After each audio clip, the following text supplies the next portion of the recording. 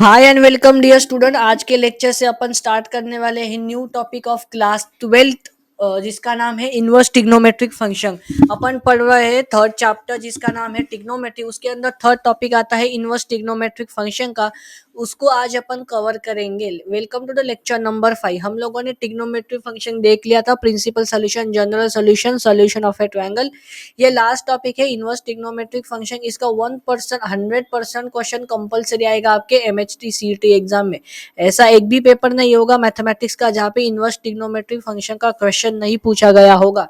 और अगर आपने ये क्रैश कोर्स लिया है तो आई गारंटी यू कि अगर आपने मेरा वीडियो देख लिया तो इसके बाद अगर आपको इनवर्स ट्रिग्नोमेट्री का क्वेश्चन कोई पूछ ले तो आप बिना पेन पेपर का यूज किए उसका आंसर दे दोगे। इतना कॉन्फिडेंस आपके अंदर आएगा, इतनी ज्यादा प्रैक्टिस मैं आपसे करा के लूंगा।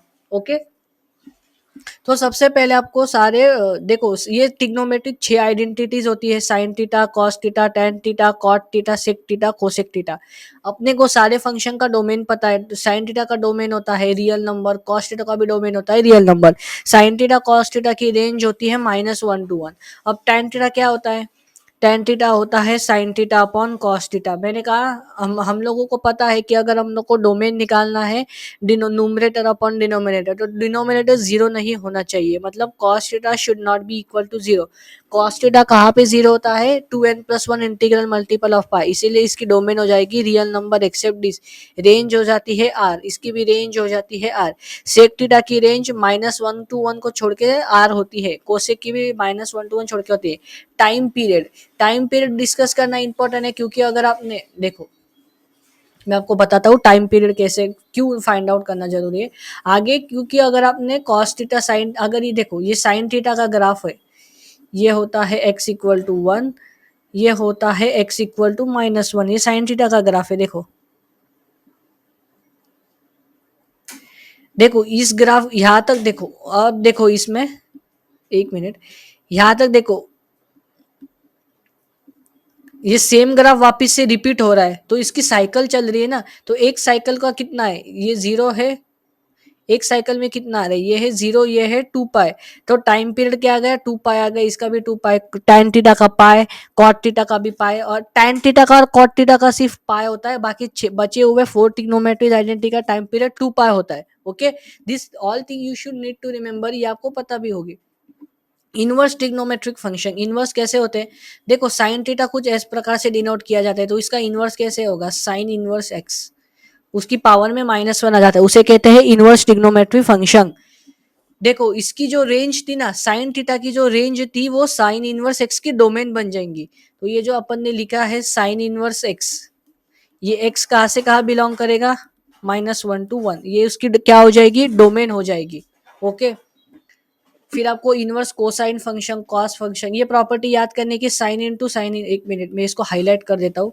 ये प्रॉपर्टी आपको याद रखनी पड़ेगी, साइन इन, हाँ, ये property, this property you should remember very carefully.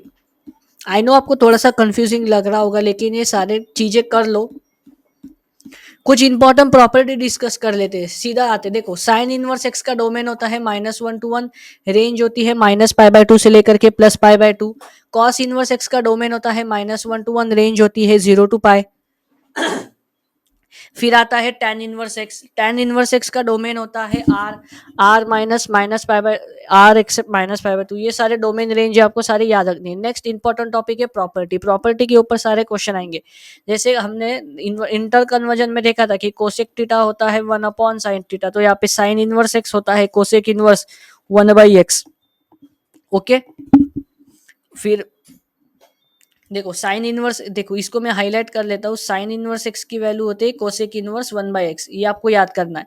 Second, cos inverse x होता है सेक इनवर्स 1/x। जैसे सेक थीटा होता है 1/cos थीटा, वैसे सेक इनवर्स एक्स ये होता है 1/x cos inverse. Cos inverse 1/x होता है, ये याद करना होगा, ठीक है। tan इनवर्स एक्स होता है cot inverse 1/x। tan inverse x की वैल्यू होती है cot इनवर्स 1/x।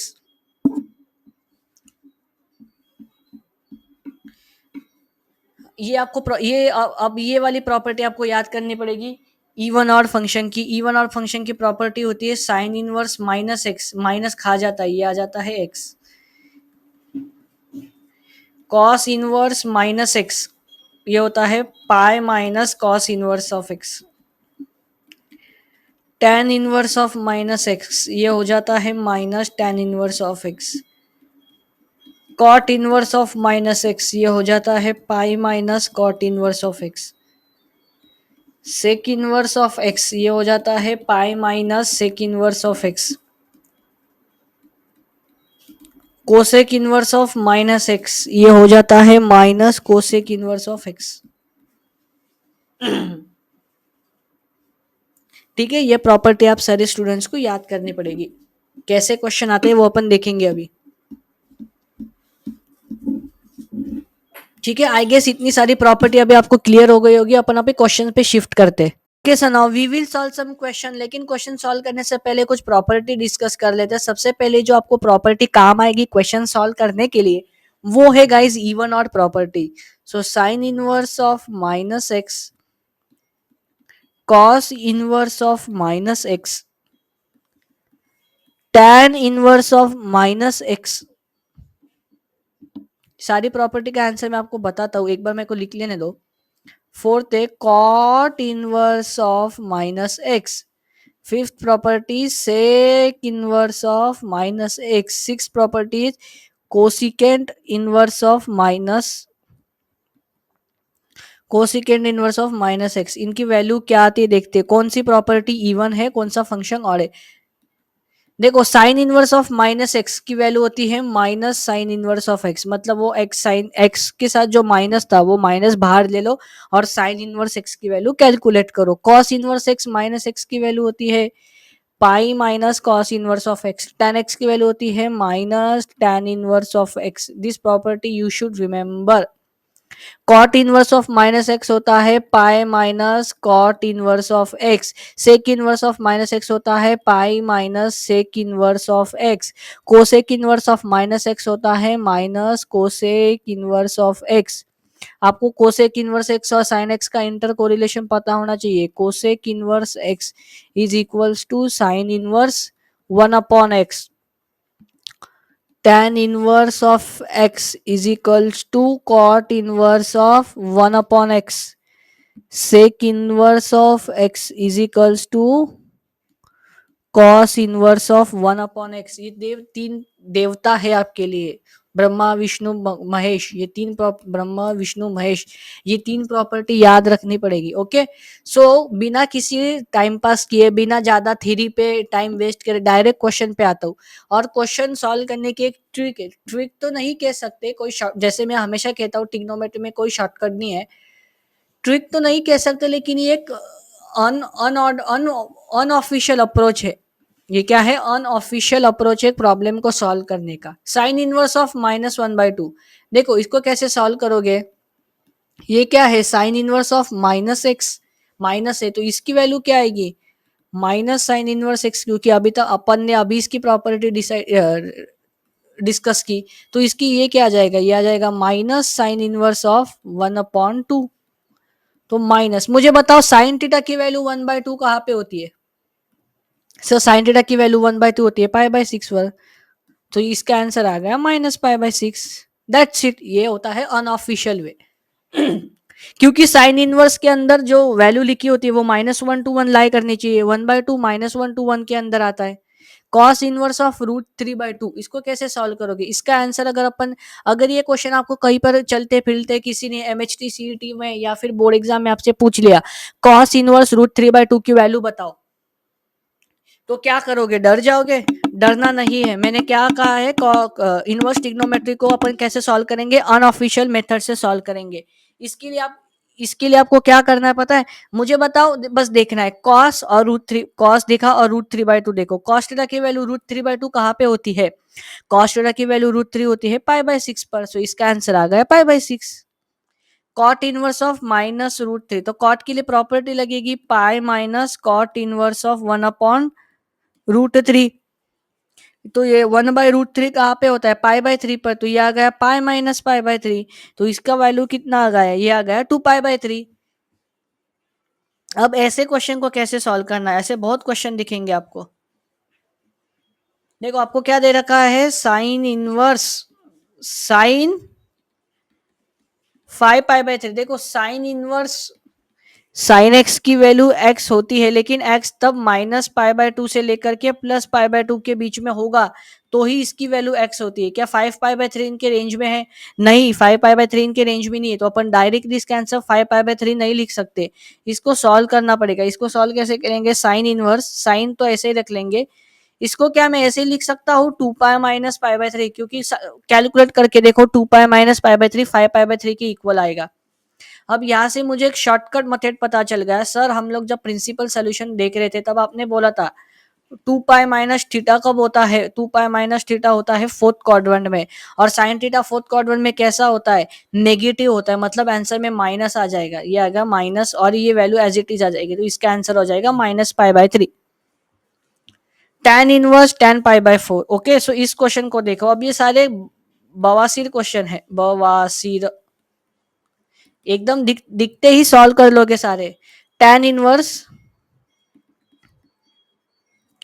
tan π/4, इसको दो मेथड से सॉल्व किया जा सकता है। देखो tan इनवर्स tan π/4, tan 45 की वैल्यू कितनी होती है 1, सो ये कितना आ गया tan इनवर्स 1, tan की वैल्यू 1 कहाँ पे होती है 45 पे, तो आंसर क्या आ गया π/4। ये वाला करो। अब ये वाले में देखो कैसे सॉल्व करोगे, थोड़ा पेन का कलर चेंज कर लेते। इसके अंदर क्या दे रखा है, साइन कॉस इनवर्स -1/√2। तो देखो कॉस थीटा की वैल्यू माइनस दे रखी, तो ये कितना आ जाएगा साइन, ये कितना जाएगा sine pi minus cos inverse 1/√2। ये कितना जाएगा साइन पाई माइनस कॉस की वैल्यू 1/√2 कहाँ पे होती है, π/4 पे होती है, किंतु परंतु ये माइनस था इसलिए पाई माइनस करना पड़ा, तो ये कितना आ गया साइन 3π/4। और साइन 3π/4 यानी कहाँ पे होता है, ये होता है सेकंड क्वाड्रेंट में, तो इसकी वैल्यू क्या आ जाएगी 1/√2 आ जाएगी, प्लस 1/√2 आ जाएगी, क्योंकि सेकंड क्वाड्रेंट में साइन थीटा पॉजिटिव होता है। ओके, सो इसकी वैल्यू कितनी आ गई 1/√2। इस प्रकार से आपको क्वेश्चन सॉल्व करना है।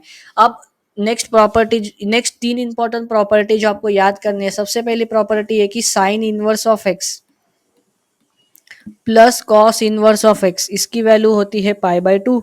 सेकेंड प्रॉपर्टी आपको याद रखनी है tan inverse of x plus cot inverse of x, इसकी वैल्यू होती है π/2। देखो साइन का एक्स और कॉस का एक्स सेम होगा तो वैल्यू आएगी π/2। थर्ड प्रॉपर्टी याद रखनी है cosec inverse x plus sec inverse x की वैल्यू होती है π/2। ये 3 प्रॉपर्टी आपको याद रखनी पड़ेगी। Sine inverse X cos inverse x की वैल्यू होती है π/2, इसकी वैल्यू होती है π/2। tan inverse x plus cot inverse x की value π/2, cosec inverse x plus sec inverse x की वैल्यू π/2। यहाँ पे क्वेश्चन को ध्यान से देखो, आपको क्या दिया हुआ है, इस क्वेश्चन को सॉल्व करो। अगर आपने इस क्वेश्चन को सॉल्व कर लिया तो मेरे से आपको एक चॉकलेट मिलेगा। चलो ठीक है, चॉकलेट मतलब मेरी चॉकलेट मतलब 100 रुपया मिलेगा आपको। चैलेंज है, ये ओपन चैलेंज है, करके दिखाओ। कैसे करोगे इस क्वेश्चन को, इस क्वेश्चन को करने के लिए देखो साइन के अंदर साइन तो ऐसे के वैसे आ जाएगा, sign inverse x plus cos inverse x. देखो यहाँ पर भी 3/5, यहाँ पर भी 3/5, दोनों की वैल्यू सेम है, और अपन ने अभी डिस्कस किया कि साइन इनवर्स एक्स और कॉस इनवर्स एक्स की वैल्यू क्या होती है π/2, तो साइन π/2 की वैल्यू कितनी आती है 1। हो गया। अब ये वाला देखो, सारे क्वेश्चन ऐसे ही दिखेंगे। कॉस इनवर्स ऑफ -1/2, ये कितना जाएगा pi minus cos inverse of 1/2। Property अभी डिस्कस की अपन ने कि sine in cos inverse of -x is pi minus cos inverse of x। ठीक है, ये कितना जाएगा कॉस 1/√2 कहाँ पे होता है π/4 पर होता है, ये आ जाएगा। tan थीटा की वैल्यू √3 कहाँ पे होती है π/3 पर होती है, तो ये कितना आ जाएगा कॉस पाई माइनस π/4, ये आ जाएगा 3π/4 प्लस प्लस tan इनवर्स √3 की वैल्यू कहाँ पे होती है π/3 पे, तो ये आ गया π/3। अब इसको सॉल्व कर लो, सॉल्व करने के बाद जो फाइनल आंसर आएगा उसको लिख लो। सो यहीं पे अपना टॉपिक खत्म होता है, इनवर्स ट्रिग्नोमेट्रिक फंक्शन। अपन ने चैप्टर को बहुत डिटेल में कवर कर लिया है दोस्तों। इनवर्स ट्रिग्नोमेट्रिक फंक्शन में बस आपको मैंने बता दिया है कि क्वेश्चंस को कैसे अप्रोच करना है, क्वेश्चन को कैसे सॉल्व करना है, ये अपन ने डिस्कस कर लिया। अपन ने इंपॉर्टेंट प्रॉपर्टीज डिस्कस कर ली, अपन ने वेल सेटल्ड एग्जाम्पल्स भी देख लिए, बहुत ज़्यादा एग्जाम्पल्स डिस्कस कर लिए। इसके बाद अपने को क्या करना है, मिसलेनियस के अंदर के एग्जाम्पल्स, एक्सरसाइज के अंदर के एग्जाम्पल्स आपको खुद को सॉल्व करने। उन एग्जाम्पल्स को लगने वाला जितना भी सारी थियोरी थी वो सारी थियोरी मैंने कवर कर दी है। एक फार्मूला याद रह गया आ गया मुझे, tan inverse x plus tan inverse of Y.